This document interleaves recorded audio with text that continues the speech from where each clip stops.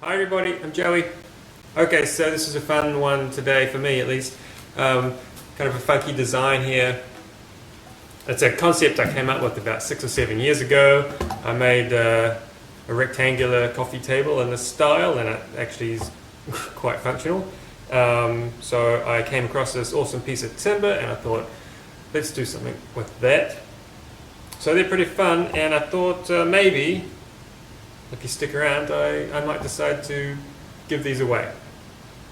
Alright. Okay, so I came across this really awesome piece of curly oak. It's just sitting in the racks at my timber supplier.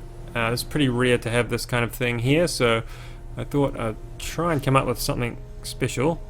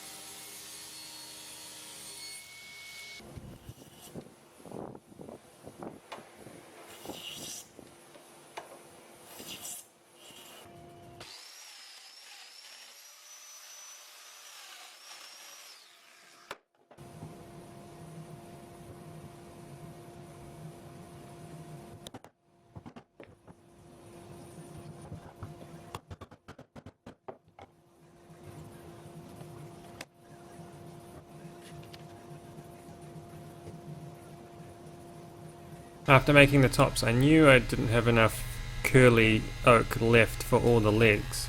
So I found a few bits of offcuts of flat sawn white oak and dressed them into some squares. And then I could cut the curly oak down into some smaller pieces, from which I could then rip down into veneers. Well, quite thick veneers was the plan. I cut these about 6 mm thick, giving me plenty of room to sand them down and have them flat.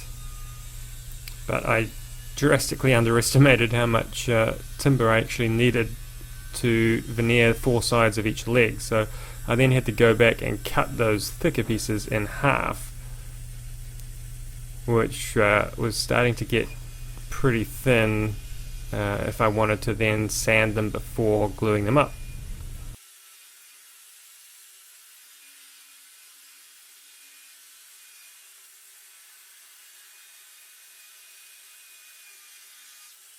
So I ended up gluing the veneers onto the leg blanks just straight off the bandsaw, so they're not stupendously flat, but they're actually not bad. And so I could do 2 sides at a time. So for the first 2 sides, I just used this kind of shrink wrapping stuff to hold the veneers in place, which worked pretty good.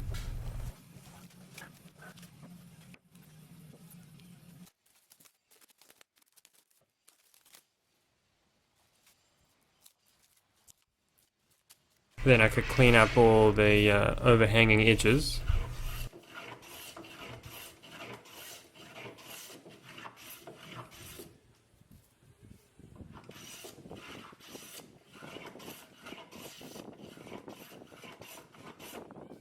Then I put the pieces through the sander to clean up the veneered faces.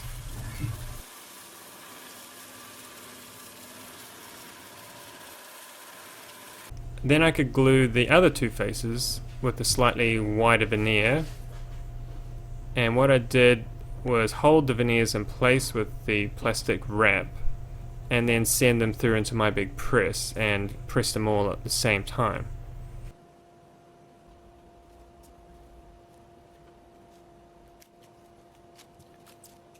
See these bits here? They're the leg bits. I want these. I want this. Yep, and you carry them through to the workbench. Okay, I'm carrying.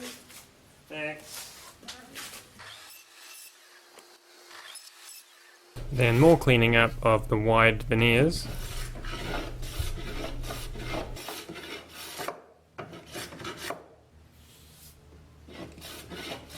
And instead of putting them through the sander this time, I just planed the bandsawn face, and it actually was a lot quicker, and I think ended up with a much better finish.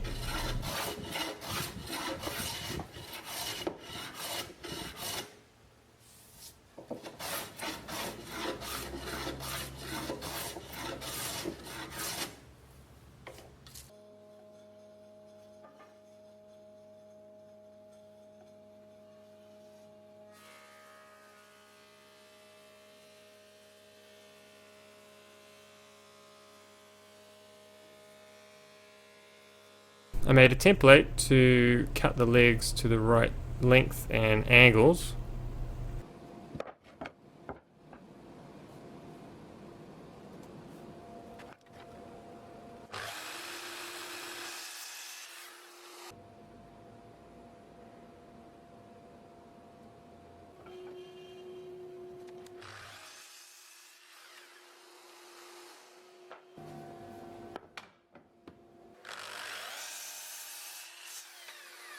Now when I pressed all the veneers on for the last time in the big press, because of the bandsawn finish, they were all slightly different thicknesses, and the press didn't provide stupendously even pressure, so there are some little gaps on the edges of the veneers.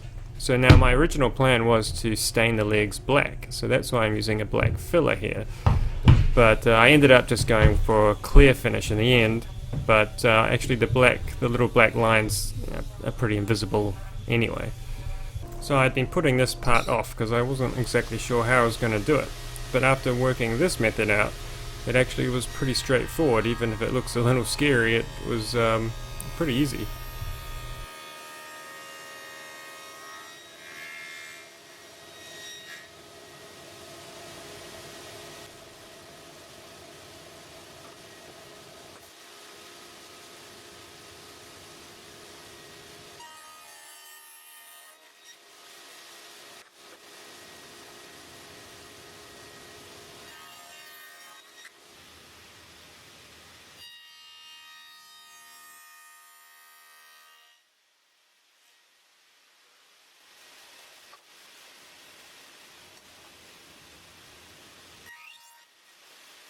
Because the legs are all hand planed and are slightly different thicknesses, I just need to allow for that by hand planing the edges of the tabletop down to be flush on each side.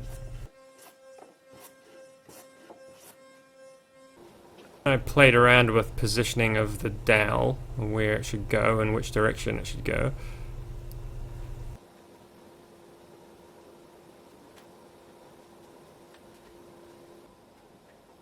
I pre-drilled the legs square on the drill press, and then holding it firmly in the right place, I could mark where the hole was on the tabletop.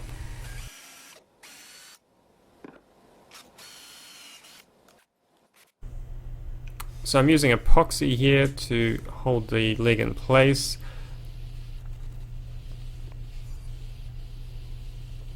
And fix it in place with a screw to hold it in place while the epoxy is going off.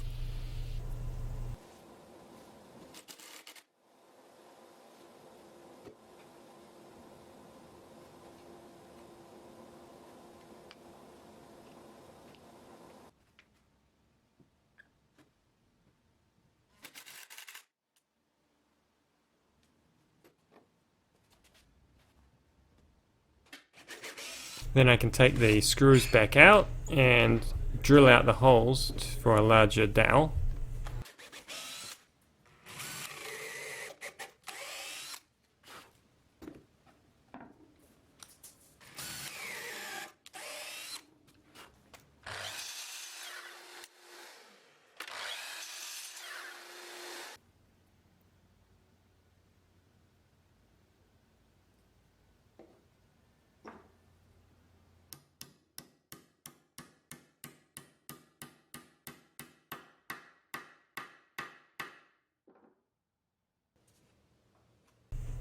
I ended up having to trim 2 legs on each of the tables.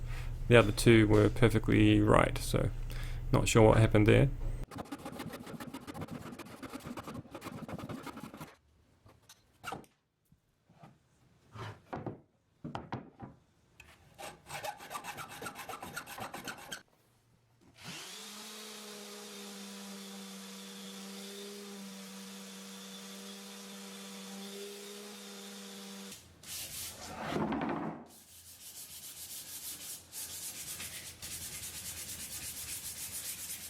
And I'm just using a few coats of Danish oil to finish it off.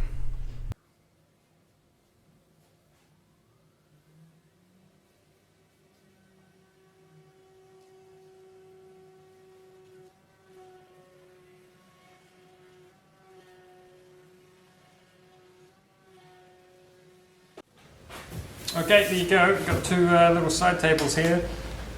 I'm going to give these away. So last time I did this, it was a bit crazy because I'm in New Zealand. Shipping is a bit expensive, and I had put it on the winner of the raffle that they would have to pay for the shipping.